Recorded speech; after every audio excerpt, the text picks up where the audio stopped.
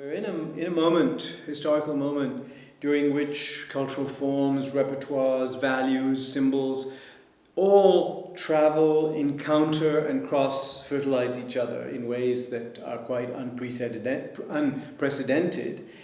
It seems to me that here, cultural workers and their organizations have a special, rather general role to play in forging what a number of us call a world culture of cultures, that is, a culture of multiplicity and plurality. And doing so means forging an ethos, a practice, both an ethos and a practice of what one might call cultural translation. Cultural translation in and for a world cultural system that operates in the nexus, that is, the cultural translation operates in the nexus between boundedness and mobility. So when we talk about culture and culture being made and forged, it's always made and forged in a bounded place. But those bounded places are no longer bounded in the same way that they used to be, if they ever were. And of course, history shows us that the history of human civilization is also the history of interactions, contacts, exchanges, travel, completely.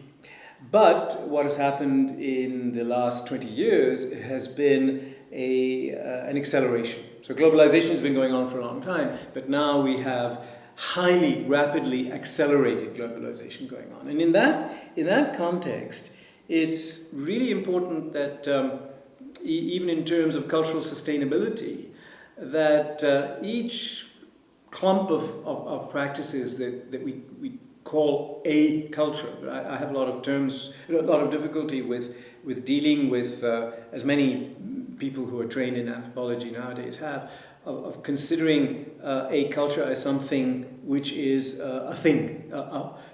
Culture itself is a bounded whole. The place where it is made is bounded, territorially to be sure, but the thing, the product, is not necessarily a bounded whole. And the challenge, of course, is that viability and visibility, both those things, viability and visibility, in a way, another understanding of sustainability that we heard about last night, are both dependent on that kind of flow and movement and cross-fertilization. And so that seems to me that getting into that process of cultural translation seems to me important. And what seems to me also very important in terms of the basic articulation of identity is getting away from the idea of identity as something that is given and fixed, that is something that's related to being rather than related to becoming. The very important thing today is to bear in mind that identities are very fluid, porous, and that this fluidity, this porosity, this movement, the mobility are things that artists are particularly sensible to, and the way in which all of these notions are also contested within societies, are dependent on power relationships, can maybe misused by dominant groups. That is an aspect of culture that the artistic sensibility has always been concerned about and alert to. And so I think that's also where there is a responsibility. Leadership or leading cultural organizations, and then, by definition, their leaders, have a responsibility. And that idea of responsibility comes out of something that Václav Havel said in an address he made to the Czech Parliament. He used the word responsibility. And I picked up on that notion of responsibility. Assuming that responsibility means developing the capacity, and that capacity for this group is through the languages and the powers of cultural expression, of the arts.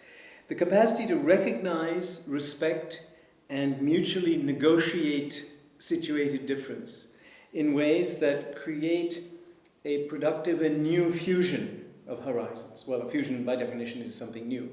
So it's a question of creating that fusion of horizons, of taking more than just 2, but 3, 4, 5, 6, 7 elements of cultural repertoire, and combining them on a plane in a terrain that's entirely new. And this means contributing to an imaginary, a way of seeing the cultures of the world, not as fixed essences, but as sites of crossing. And this term, this sites of crossing, this is a term that's been used by a well-known cultural theorist, James Clifford. And he says, sites of crossing, complex, unfinished paths between local and global attachments.